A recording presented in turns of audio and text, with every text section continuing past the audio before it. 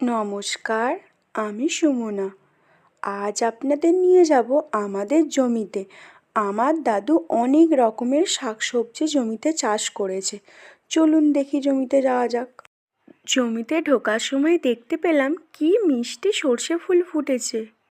পড়ন্ত সূর্যের আলোটা যখন ফুলের উপর পড়েছে, ফুলগুলো যেন প্রাণচঞ্চল হয়ে উঠেছে। এবার চলে এলাম টমেটো ক্ষেতের দিকে। এই জমিটাতে পুরোটাই টমেটো গাছ বসানো আছে। এই গাছটাতে আবার দুটো পুঁচকে টমেটো ধরেছে। চলুন এবার ওদিকটায় যাই, ওদিকটা ফুলকপি গাছ লাগানো আছে। চলে এলাম ফুলকপি গাছের কাছে। ফুলকপিগুলো এখন অনেকটাই ছোট, এগুলো আরও বড় হবে। ফুলকপি গাছের উপরে বাঁশ কঞ্চি দিয়ে একটা মাচা মতো করা আছে, ওই মাচাতেই কুমড়ো গাছ হয়েছে আবার। এই দেখুন, ফুল থেকে আবার ছোট্ট একটা কুমড়ো ধরেছে। সবাই ভালো থাকবেন, সুস্থ থাকবেন।